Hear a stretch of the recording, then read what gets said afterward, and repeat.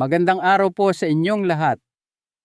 Ako po si Dr. Miguel Santos, isang doktor na ang dedikasyon ay ang pangalagaan ang kalusugan ng ating mga nakatatanda, ang ating mga lolo at lola. Sa aking maraming taon ng pagsisilbi, marami na akong nakitang mga kondisyon na sanay naiwasan kung may tamang kaalaman lamang tungkol sa pagkain. Ngayon, may isang mahalagang paksa tayong tatalakayin. Isang paksa na madalas ay hindi nabibigyan ng pansin sa mga balita o health shows. Maaaring nagtataka kayo, bakit walang nagbibigay ng babala sa inyo tungkol dito? Hayaan ninyong ibunyag ko ang lihim. Ang industriya ng pagkaing dagat o seafood ay $1 bilyon na pandaigdigang negosyo. At ang 4 na pagkaing dagat na ating pag-uusapan ay kabilang sa kanilang pinakamalaking produkto. Hindi lang sila mabenta. Sila ang nangingibabaw sa mga menu ng restaurant, sa mga estante ng supermarket, at lalo na sa mga hapagkainan ng mga senior. Ang nakakalungkot, mahigit 99% ng ating mga senior ay walang kamalay-malay dito. At ang isang uri ng seafood na may kakayahang paghilumin ang pananakit ng kasukasuan at muling buuin ang collagen sa ating katawan, ito ay sadyang itinatago dahil hindi ito gaanong kumikita. Karamihan sa ating mga lolo at lola ay naniniwala na ang seafood ang pinakamasustansyang pagkain sa kanilang plato. Hindi nila alam na sila ay nalilinlang. Dapat sa araw na ito, buong tapang nating ibubunyag ang 4 na pinakamasamang pagkaing dagat na hindi ninyo dapat kainin, lalo na kung kayo ay lampas na sa edad 60. At ibabahagi rin natin ang 4 na pinakamahusay na dapat ninyong kainin araw-araw. Ating aayusin ang mga ito mula sa hindi gaanong mapanganib hanggang sa pinakanakakalason at nakakapinsala. Ang lahat ng impormasyong narito ay suportado ng tunay na agham.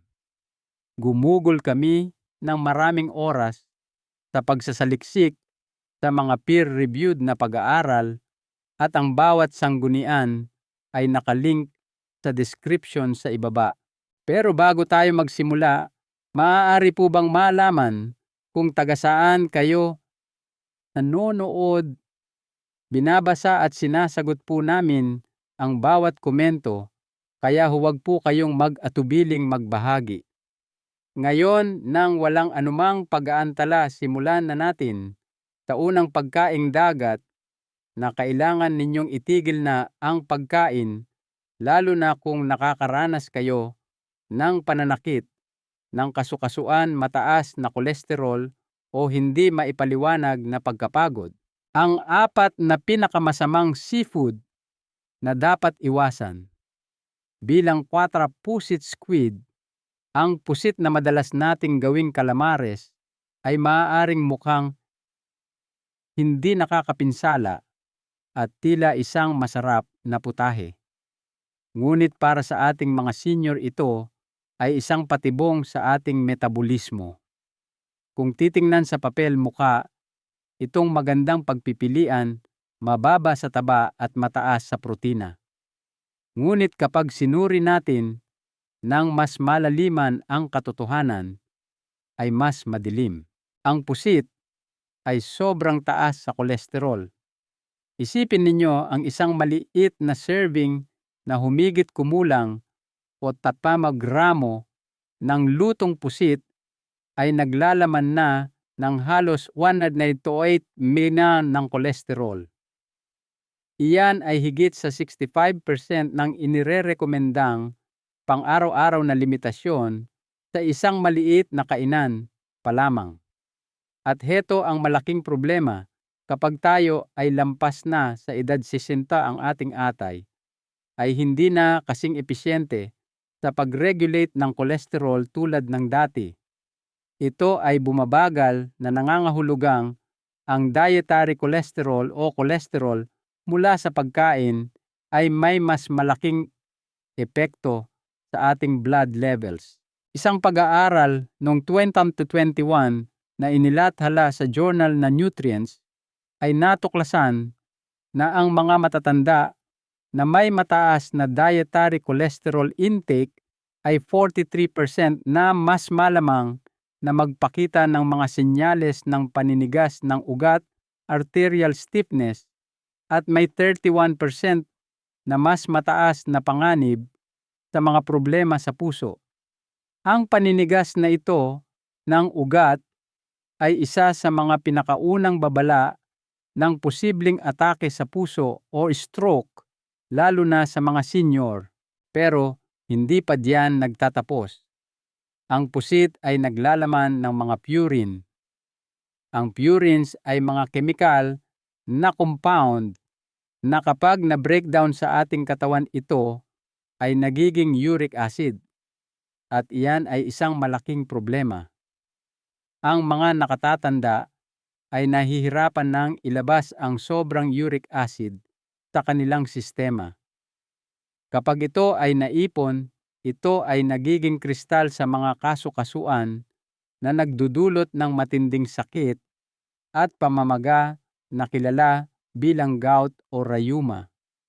Ang gout ay pinakakaraniwan sa mga taong higit sa 60 at ang mga seafood tulad ng pusit ay maaaring mag-trigger ng flare-up ng walang anumang babala.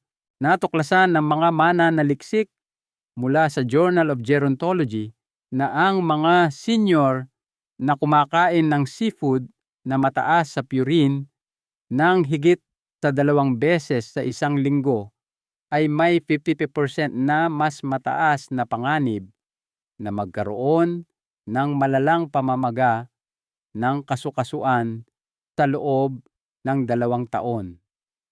Kung kayo ay kumakain ng pusit, sa pag-aakalang ito ay isang malusog na alternatibo oras na para itigil ito. Para sa mga senior, lalo na sa mga may alta presyon, mataas na kolesterol, o kahit bahagyang arthritis, ang pusit ay isa sa mga pinakamapanlinlang at mapanirang pagpipilian sa menu. Maaari itong magmukhang simple at malinis, ngunit sa loob ng iyong katawan ito ay nagsisimula ng mga apoy na hindi mo mararamdaman hanggat hindi pa huli ang lahat. At kung madalas kayong gumising na may naninigas na kasu-kasuan, hindi maipaliwanag na pamamaga o biglaang pagtaas ng presyon ng dugo, maaaring ito ang isa sa mga dahilan. Mamaya ating tatalakayin ang numero 1 seafood na dapat ninyong kainin na napatunayang nakakatulong na baligtarin ang ilan sa mga sintomas na ito. Ngunit bago iyon, dumako muna tayo sa susunod na kontrabida. Ito ay isang sikat na pagpipilian sa mga buffet at sushi bar, ngunit pagkatapos ng edad 60 na, maaari nitong sirain ang inyong immune system.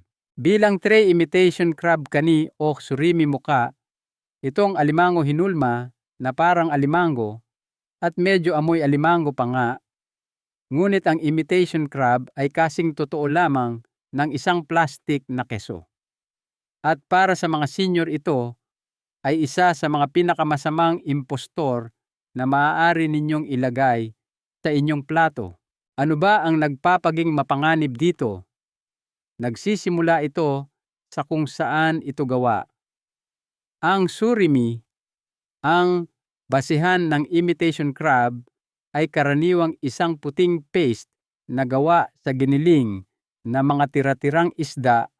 Madalas ay polok na hinaluan ng mga gawgaw starches, asukal, asin at artipisyal na pampalasa. Sa oras na ito ay iproseso at hulmahin para maging mga peking crab stick, hindi na ito maituturing na tunay na seafood. Ito ay isang produktong gawa sa laboratorio.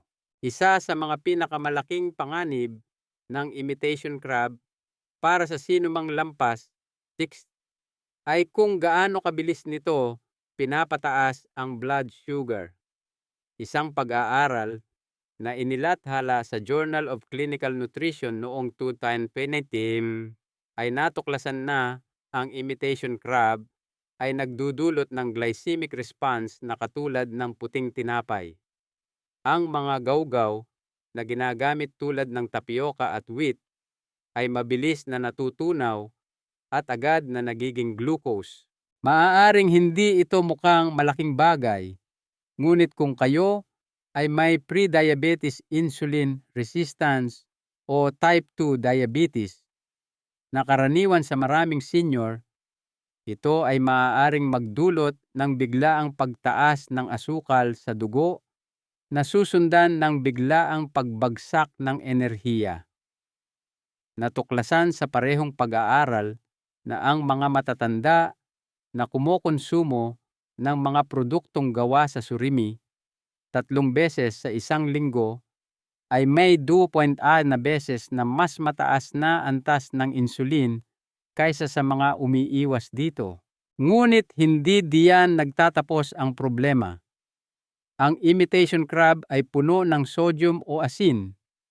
Ang isang serving lamang ay maaaring maglaman ng higit sa 700 nilalaman ng sodium at iyan ay bago pa man lagyan ng toyo o anumang sausawan. Ang mataas na sodium intake ay isang pangunahing sanhi ng alta presyon na mas nagiging mapanganib habang tayo ay tumatanda dahil ang ating mga ugat ay tumitigas at ang ating mga bato ay bumabagal sa pagsala. Ang kakayahan ninyong i-filter at ibalanse ang asin ay bumababa ng malaki. At ang ganitong uri ng processed na asin kasama pa ang mga additive tulad ng monosodium glutamate o betsin ay maaaring mag-trigger ng sakit ng ulo, pagmamanas at maging pagkahilo sa mga nakatatanda. Kaya't bagaman mukha itong maginhawa o matipid, ang imitation crab ay tahimik na kumakalaban sa inyong mga layunin sa kalusugan. Ito ay mataas sa asukal-asin at mga kemikal. Halos wala itong naibibigay na tunay na nutrisyon na makukuha sa totoong alimango. At ang pinakamasama sa lahat, nililinlang nito ang mga senior na isiping kumakain sila ng isang bagay na malusog. Huwag po kayong magpalinlang. Mayroong mas mabuting paraan upang makuha ang lasa at benepisyo ng seafood nang hindi nilalason ang inyong metabolismo. At maya-maya lang ibubunyag natin ang isa sa mga ito. Isang natural na shellfish na napakayaman sa trace minerals na pinag-aaralan na ngayon bilang tulong sa pagpapagaling ng mga pinsala sa tuhod. Ngunit una, pag-usapan natin ang isang seafood na maaaring nagtatago sa inyong freezer ngayon din at mas masahol pa ito kaysa sa huli. Bilang tuwa scallops. Ang scallops ay tila mga inosenteng anghel sa mundo ng seafood. Sila ay maliliit, malinis, malambot at madalas na inihahain sa mga magagarang restaurant. Ngunit para sa mga senior, lalo na sa mga lampas 60, ang scallops ay maaaring tahimik na maghasik ng lagim sa katawan sa mga paraang hindi inaasahan ng karamihan.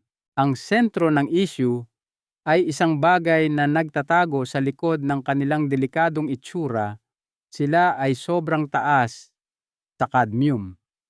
Ang cadmium ay isang nakalalasong metal na naiipon sa tissue ng mga shellfish, lalo na sa mga filter feeder tulad ng scallops.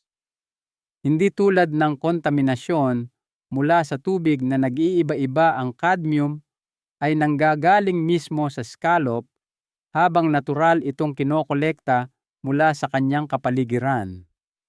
At kapag pumasok ito sa iyong katawan, ang iyong mga bato, kidneys, ang pinakatinatamaan. Sa isang pag-aaral na inilathala sa toxicology reports noong 2022, sinukat ng mga mananaliksik ang antas ng cadmium sa scallops mula sa iba't ibang pinagmulan at natuklasan na kahit isang katamtamang serving ay maaaring magbigay ng hanggang 1.8 micrograms ng cadmium bawat gramo ng tissue. Para magkaroon kayo ng ideya, ang ligtas na lingguhang limitasyon para sa cadmium ayon sa World Health Organization WHO ay 7 micrograms lamang bawat kilo ng timbang ng katawan. Para sa isang 70 kilogram na senior nangangahulugan ito na ilang piraso lang ng scallops sa isang linggo ay maaaring magtulak sa iyo sa mapanganib na hangganan ng toxicity. At kapag pumasok na ang cadmium sa iyong sistema, mananatili ito roon. Ito ay naiipon sa mga bato na nagpapahina sa kanilang function sa paglipas ng panahon. Ang mga nakatatanda ay meron ng bumababang kidney filtration rates na ginagawang mas mahirap ilabas ang metal na ito. Sa katagalan, ito ay humahantong sa pagtagas ng protina sa ihi, mas mataas na presyon ng dugo, at isang matinding pagbaba ng enerhiya at lakas. Ngunit hindi lang function ng bato ang issue. Ang scallops ay nakakagulat na mababa sa omega-3 fatty acids kumpara sa ibang shellfish. Iyan ay isang malaking problema dahil ang omega-3s ay mahalaga para sa kalusugan ng utak, flexibility ng kasukasuan at pagkontrol sa pamamaga. 3 lugar na mas mahalaga kaysa dati kapag lampas na sa 60. Kaya habang iniisip mong nakukuha mo ang mga benepisyong pumuprotekta sa utak mula sa seafood, ang scallops ay halos walang naibibigay nito. Sa katunayan, ang 100 gramo ng scallops ay naglalaman ng mas mababa sa 30 mg ng pinagsamang EPA at DHA. Ihambing ito sa mga talaba oysters na maaaring mag-alok ng higit sa 500 mg sa parehong serving. Iyan ay isang napakalaking pagkakaiba. Kaya sa susunod na makakita kayo ng scallops sa menu, lalo na kung ito ay nasa isang creamy sauce o pinirito sa mantika, mag-isip-isip po kayo. Maaaring mukha silang hindi nakakapinsala, ngunit para sa mga senior, maaari silang kumilos na parang isang mabagal na lason. At ang pinakanakakatakot na bahagi ay ang pinsala ay tahimik na naiipon sa paglipas ng panahon. Walang sintomas hanggang sa maging seryoso na ang sitwasyon. Ngunit may isa pang seafood na nangunguna sa listahan. Ito ay maliit, makunat, at madalas na makikita sa mga stir-fry at sabaw. Ngunit kinukumpirma na ngayon ng mga pag-aaral na maaari nitong pabilisin ang arthritis at pataasin ang taba sa inyong dugo ng mas mabilis kaysa sa halos anumang iba pang pagkaing dagat. Bilang one hipon shrimp, ang hipon ang maaaring pinakamapanganib na seafood para sa mga senior. Hindi dahil sa polusyon o masamang paghahanda, kundi dahil sa kung ano ang natural nitong nilalaman at kung paano ito nakikipag-ugnayan sa tumatandang katawan. Una, ang hipon ay sobrang taas sa kolesterol. Isang serving lang na humigit kumulang 80 gramo, halos isang dakok lang, ay naglalaman na ng halos 110 mg ng kolesterol. Para sa isang taong lampas, 60 iyan ay isang malaking problema. Habang tayo ay tumatanda, nawawalan ng pagkaelastiko ang ating mga ugat, mas mabagal magproseso ng taba ang ating atay, at tumataas ng husto ang panganib natin sa sakit sa puso.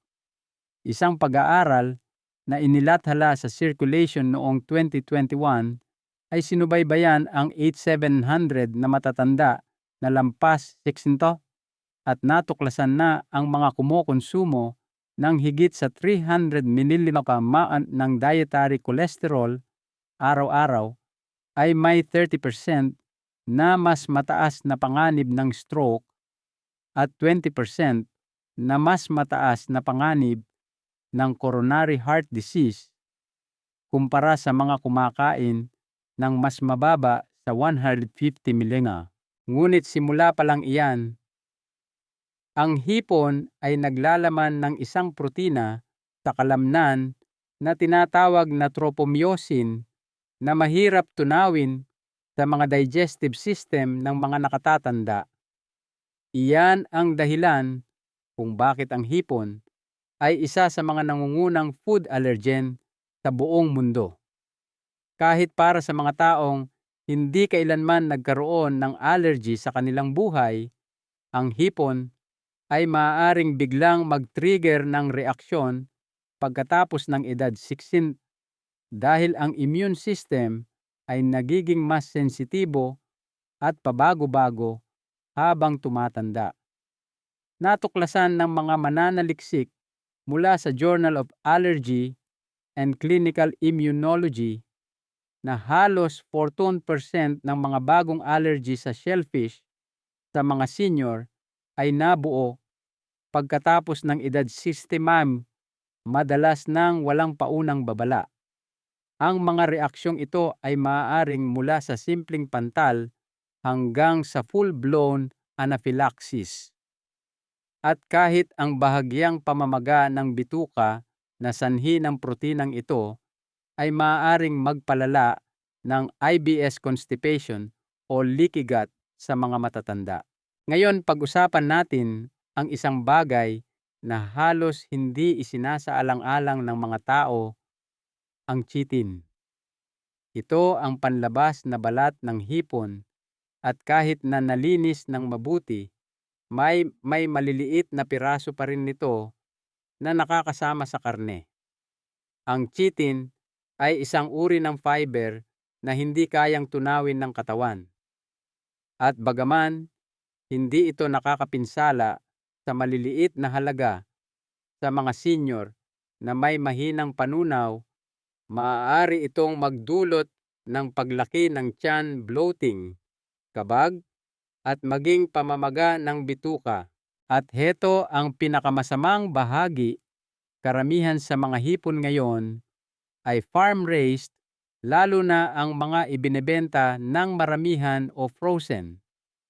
Ang mga farm-raised na hipon ay madalas na ginagamot ng mga antibiotics tulad ng oxytetracycline at enrofloxacin na ipinagbabawal sa maraming bansa, ngunit lumalabas pa rin sa mga imported na hipon. Isang pag-aaral noong 2022 sa Food Control ay nakakita ng mga residue ng antibiotic sa mahigit 42% ng mga sinuring frozen shrimp sample mula sa Timog Silangang Asya. Ang regular na pagkonsumo ng mga residue na ito ay iniuugnay sa antibiotic resistance, pagkagulo ng gut microbiome, at mga pagbabago sa metabolismo sa mga matatanda. Kung kumakain kayo ng hipon sa pag-aakalang ito ay isang magaan at mababang taba na protina oras na para pag-isipang muli. Para sa mga senior, ang hipon ay isang metabolic trap, mataas na kolesterol, mahirap tunawin na protina, mga nagpapa-inflame na fragment ng balat, mga residue ng antibiotic, at mga nakakapinsalang preservative, lahat ay nakabalot sa isang maliit na shell. Hindi nakapagtataka kung bakit nangunguna ang hipon sa listahan ng dapat iwasan. Ngayong alam na ninyo ang mga pinakamasamang seafood na dapat iwasan, maghanda kayo. Dahil susunod naman ang 4 na pagkaing dagat na dapat kainin ng bawat senior. At ang numero 1 sa listahang iyon ay napatunayan sa mga pag-aaral na nag-aayos ng cartilage, nagpapabawas ng pamamaga, at tumutulong pangang baligtarin ang pananakit ng kasukasuan na dulot ng pagtanda. Continue, salamat sa inyong pagpapatuloy. Ngayong natalakay na natin ang mga dapat iwasan, buksan naman natin ang ating isipan sa mga biyaya ng karagatan na tunay na makakatulong sa atin. Ito ang mga pagkaing dagat na hindi lamang masarap, kundi nagsisilbing gamot at pampalakas para sa katawang nagkakaedad. Ang 4 na pinakamahusay na seafood na dapat kainin bilang for sea cucumber balat. Ang sea cucumber o balat sa ating lokal na tawag ay maaaring mukhang kakaiba at medyo hindi pamilyar sa marami. Subalit ito ay isang tunay na powerhouse ng nutrisyon para sa mga senior na nagnanais ng mas matibay na kasukasuan, mas magandang balat, at mas kaunting pananakit. Ang hayop dagat na ito ay mayaman sa mga compound na tulad ng collagen at mga sustansyang anti-inflammatory na lalong mahalaga kapag tayo ay lampas na sa edad 60.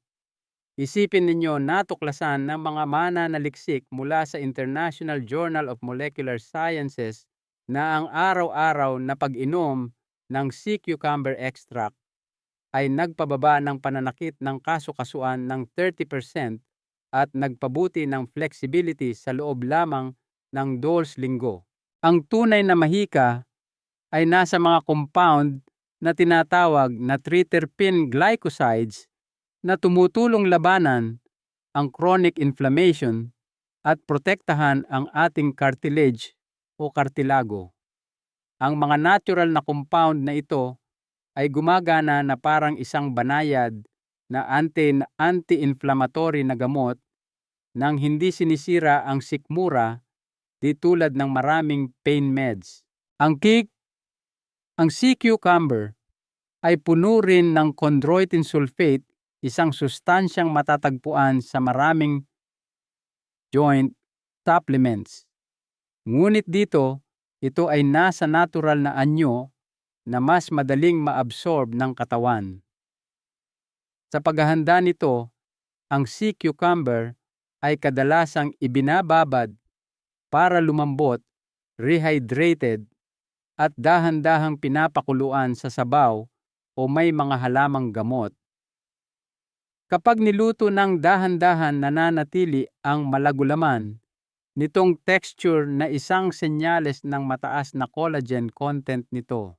Para sa mga senior na gustong mapabuti ang ginhawa ng kanilang mga kasukasuan, palakasin ang elasticity ng balat at panatilihin ang kalusugan ng kanilang kartilago, isaalang-alang ang pagdaragdag nito sa mga sopas 1 beses o 2 beses sa 1 linggo. Maaaring hindi ito pangkaraniwan, ngunit ang mga benepisyo nito ay sulit na sulit. Bilang 3 green-leafed mussels tahong na berde, ang green-leafed mussels na katutubo sa New Zealand ay isa sa mga pinaka-underrated na pagkaing dagat para sa mga senior. Naglalaman ito ng isang pambihirang kombinasyon ng mga omega-3 fatty acids, partikular ang eta-eicosapentaenoic acid na mas makapangyarihan kaysa sa karaniwang EPA at DHA na matatagpuan sa mga fish oil. Ang mga particular na fatty acid na ito ay tumutulong na harangan ang isang mahalagang enzyme sa katawan na tinatawag na 5-lipoxygenase na siyang responsable sa pag-trigger ng pamamaga ng kasukasuan. Ito ang dahilan kung bakit ang green leaf muscles ay natatanging epektibo sa pagbabawas ng sakit, paninigas, at pamamaga lalo na sa mga tumatandang tuhod at balakang. Sa isang pag-aaral noong 2020 na inilathala sa Nutrients ang mga senior na kumonsumo ng green leaf muscle extract araw-araw sa loob ng 2 linggo ay nag-ulat ng 42% na pagbaba sa pananakit ng kasu-kasuan at 35% na pagbuti sa kanilang pisikal na paggana. Ngunit higit pa sa mga kasu-kasuan, ang mga tahong na ito ay puno ng zinc, selenium, iron at iodine, mga sustansyang nagiging mas mahirap i-absorb habang tumatanda, lalo na para sa mga may problema sa thyroid o enerhiya. Para ihanda ang mga ito, i-steam lamang ang green leaf mussels kasama ng bawang, perihil, parsley at kaunting lemon. Huwag itong prituhin o i-overcook. Ang dahan-dahang pag-steam ay nagpapanatili sa mga anti-inflammatory compound nito na aktibo. Ang lasa nito ay medyo matamis at malinamnam at ang mga benepisyo sa nutrisyon ay higit pa sa makukuha ninyo sa mga suplemento lamang. Kung naghahanap kayo ng isang masarap na pagkain na tumutulong din sa inyong kalusugan, ang mga tahong na ito ay karapat-dapat na magkaroon ng pwesto sa inyong plato. Bago tayo magpatuloy, kung natutulungan kayo ng video na ito, pindutin ninyo ang like button at huwag kalimutang mag-subscribe at i-hit ang bell icon para hindi ninyo makaligtaan ang mga susunod pa nating video na tulad nito. Bilang duha talaba oysters. Ang mga talaba ay isa sa mga pinakamakapangyarihang pagkaing nakapagpapagaling para sa sino mang lampas sa edad 60, lalo na kung kayo ay nakakaranas ng mababang enerhiya, pagnipis ng buhok, marupok na kuko o mabagal na paggaling ng sugat. Hindi lamang ito isang delicacy. Ito ang multivitamin ng kalikasan na nakabalot sa isang shell. Ang nagpapahalaga sa talaba para sa mga senior ay ang walang katulad nitong densidad ng bioavailable na zinc. 2 katamtamang laki ng talaba lamang ay maaaring magbigay sa iyo ng higit sa 100% ng iyong pang-araw-araw na pangangailangan sa zinc. At mas mahalaga iyan kaysa sa iniisip ninyo.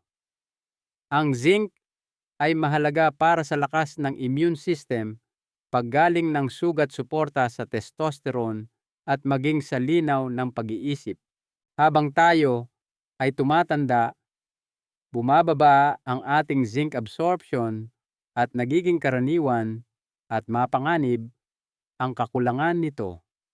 Isang pag-aaral na inilathala sa American Journal of Clinical Nutrition ay natuklasan na 40% ng mga matatanda na lampas 16 ay may kakulangan sa zinc nang hindi man lang nila alam.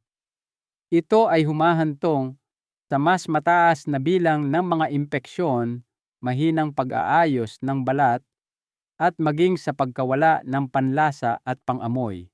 Ngunit hindi ito nagtatapos sa zinc. Ang mga talaba ay mayaman din sa vitamin B12 na nagpoprotekta sa mga nerve at sumusuporta sa metabolismo ng enerhiya.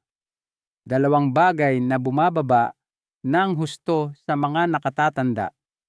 Isang pag-aaral noong 2021 mula sa Journal of Nutrition and Healthy Aging ay nagpakita na ang mga matatanda na may mababang B12 ay 70% na mas malamang na magdusa mula sa paghina ng pag-iisip, cognitive decline. At ang 25 gramo lamang ng talaba ay nagbibigay sa iyo ng mas maraming B12 kaysa sa isang buong steak. Puno rin sila ng selenium, isang mineral na nagsisilbing bodyguard para sa iyong thyroid at immune system. At heto ang nagpapaging kakaiba sa talaba sa ibang seafood, ang kanilang copper content.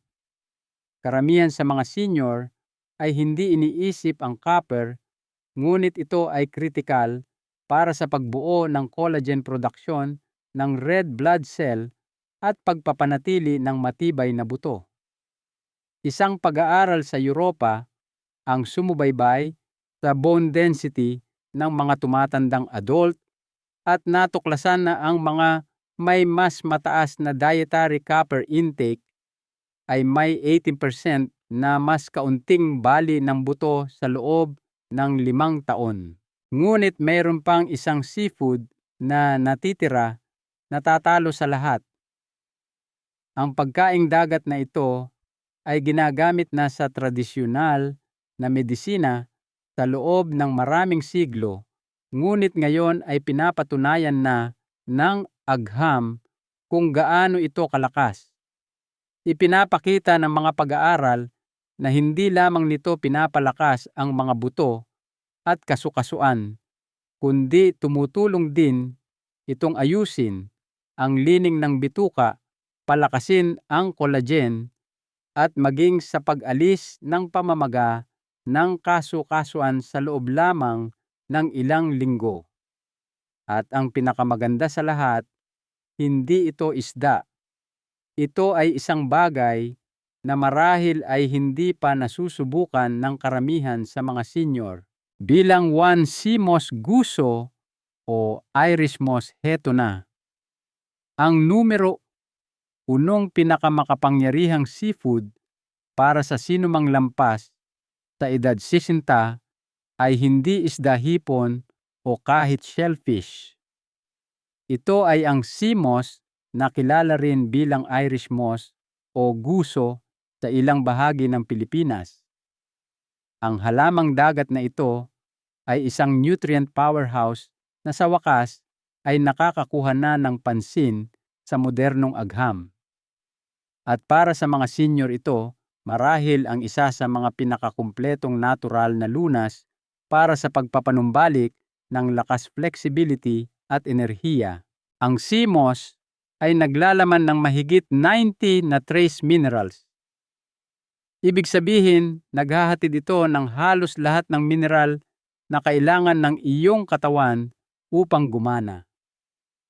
Mula sa magnesium at potassium hanggang sa sulfur, selenium at iron, lahat ay nasa isang natural na anyo na kayang-kayang i-absorb ng tumatandang katawan. Ngunit heto ang nagpapabukod tangi dito. Ang sea moss ay isa sa mga pinakamayamang mapagkukunan ng plant-based collagen precursors. Bagamat hindi ito naglalaman ng collagen mismo, puno ito ng mga sustansya na ginagamit ng iyong katawan upang gumawa ng sarili nitong collagen, tulad ng vitamin C, sulfur at ang amino acid na proline. At ang collagen ang siyang nagpapanatiling buo sa iyong mga kasukasuan balat at maging sa lining ng iyong bituka. Pagkatapos ng edad 60, mas kakaunti na ang ginagawang collagen ng katawan, kaya't nagsisimula kang makapansin ng paninigas ng tuhod, paglaylay ng balat, mas mabagal na paggaling at mga problema sa panunaw. Isang pag-aaral noong 2022 sa Marine Drugs ay natuklasan na ang mga senior na kumonsumo ng sea moss araw-araw ay nakaranas ng 30% na pagbuti sa joint mobility at 29% na pagbawas sa nakikitang pagkatuyo ng balat pagkatapos lamang ng 8 linggo. Iyan ay napakalaking resulta ng hindi umiinom ng kahit isang sintetikong suplemento. Ngayon, pag-usapan natin kung ano ang ginagawa nito para sa iyong bituka. Ang sea moss ay mayaman sa mucilage, isang uri ng soluble fiber na bumubuo ng isang gel-like coating sa iyong mga bituka. Pinapakalma nito ang pamamaga, tumutulong na takpan ang maliliit na butas sa gut lining, leaky gut, at pinapakain ang mga mabuting bakterya na kailangan ng iyong katawan upang maabsorb ang mga sustansya. Nangangahulugan iyan ng mas malakas na immunity, mas mahusay na panunaw, at mas malinaw na pag-iisip. At kung nakakaranas kayo ng constipation, acid reflux, o pabago-bagong gana sa pagkain, ang CMOS ay nagsisilbing isang banayad at natural na lunas. Isang clinical trial mula 2021 ang nagpakita na ang CMOS ay nakatulong na bawasan ang mga sintomas ng bloating at irregularity ng mahigit 50% sa mga senior na regular itong kinonsumo sa loob ng isang buwan. Ang ipinagkaiba ng CMOS sa karamihan ng mga suplemento ay sinusuportahan nito ang maraming sistema ng katawan ng sabay-sabay. Tinutulungan nito ang iyong thyroid dahil naglalaman ito ng iodine. Tinutulungan nito ang iyong puso dahil binabalanse nito ang mga antas ng sodium at potassium. Tinutulungan nito ang iyong balat at kasukasuan sa pamamagitan ng pag-fuel sa produksyon ng collagen. At tinutulungan pa nito ang iyong mga baga. Maraming nag-uulat ng mas madaling paghinga pagkatapos lamang ng 2 linggo na malamang ay dahil sa natural nitong antiviral at anti-inflammatory properties. Para ihanda ito, laging hugasan ng mabuti ang hilaw na CMOS at ibabad sa tubig sa loob ng 12 hanggang 24 na oras. Kapag ito ay lumaki, na i-blend ito hanggang maging isang makinis na gel. Maaari kayong uminom ng 1 kutsara araw-araw o ihalo ito sa mga smoothie, tsaa o sopas. Huwag itong pakuluan. Idagdag lamang ito kapag mainit na ang pagkain para mapreserba ang mga mineral at aktibong compound nito. Kahit 1 o 2 kutsara lamang sa isang araw ay maaaring magdulot ng malaking pagbabago sa enerhiya, mobility at kalusugan ng balat. At ang pinakamagandang bahagi, ito ay ligtas galing sa halaman at madaling tunawin. Perpekto para sa mga senior na may sensitibong sistema. Kaya kung may isang seafood na dapat manatili sa inyong kusina, simula ngayon, hayaan ninyong ito ay ang CMOS. Hindi ito magarbo, hindi ito uso, ngunit ito ay isa sa mga pinakamakapangyarihan, kumpleto at nakapagpapagaling na pagkain na maibibigay ninyo sa inyong katawan sa inyong ika-60, ika-70 at higit pang taon.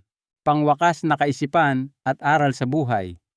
Kaya ngayon, alam na ninyo, ang pagkaing dagat sa inyong plato ay maaaring nagliligtas sa inyong mga kasukasuan o dahan-dahang sumisira sa mga ito.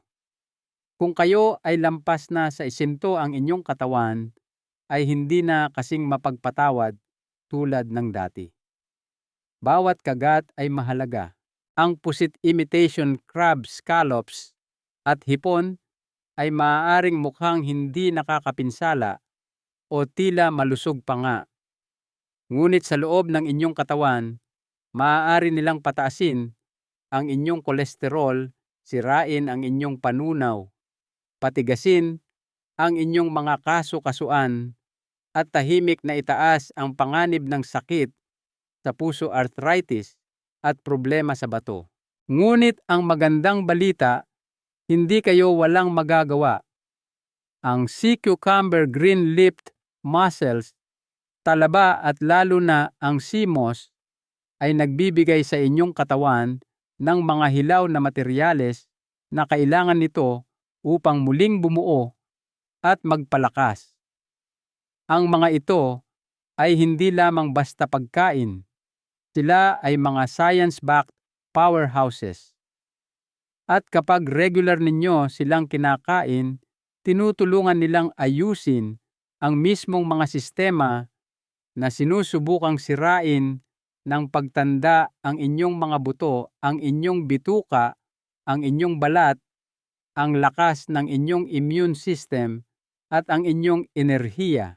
Isang mahalagang aral mula kay Dr. Santos, habang tayo ay nagkakaedad, ang pinakadakilang regalo na maibibigay natin sa ating sarili ay ang respeto sa ating katawan. Ang ating katawan ay hindi isang basurahan kung saan itatapon na lang natin ang kahit anong pagkain. Ito ay isang templo na kailangan nating alagaan, igalang gibgang at bigyan ng pinakamalusog na panggatong. Piliin ang nutrisyon kaysa sa simpleng kaginhawahan.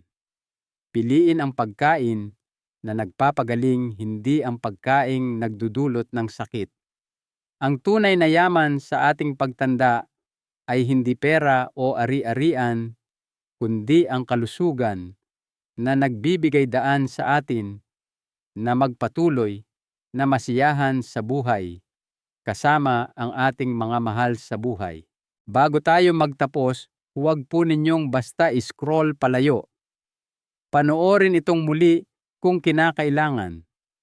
At pinakamahalaga, ibahagi o i-share ninyo po ito sa isang taong lampas tasty na kumakain pa rin ng hipon sa pag-aakalang ito'y malusog. Ngayon, gusto naming marinig ang inyong panig. Aling seafood sa ating listahan ngayon ang pinakagumulat sa inyo? At nasubukan na ba ninyo ang simos o guso? May napansin ba kayong pagbabago? Ay drop po ang inyong sagot sa comment section sa ibaba. Sinasagot po namin ang lahat. At kung nakita ninyong nakakatulong ang impormasyong ito, pindutin ang subscribe button ngayon din. Marami pa kaming ilalabas na tunay walang halong at suportado ng agham na mga health tips para sa mga senior bawat linggo. Hanggang sa susunod mga kaibigan, alagaan po ninyo ang inyong kalusugan.